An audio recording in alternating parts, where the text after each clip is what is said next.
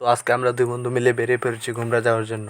আর হ্যাঁ, আমরা কিন্তু মোটেও ঘুরতে যাচ্ছি না। তোমরা তো জানোই আমার বন্ধু কয়েকদিন আগে নতুন একটি ফোন কিনেছে, আর সেটারই কিস্তি দিতে যাচ্ছি। আর হ্যাঁ, আজকে কিন্তু আমাদের ফোনের লাস্ট কিস্তি। তো ফাইনালি আমরা গুমরা এসে গেছি।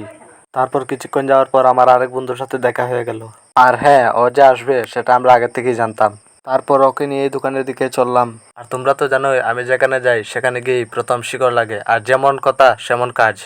খা খা খা আমায় চুষে চুষে খা আমায় গিলে গিলে খা আমায় শিকড় খাওয়ার পর তারপর আমরা গুটি গুটি পায়ে চলে গেলাম দোকানের উদ্দেশ্যে।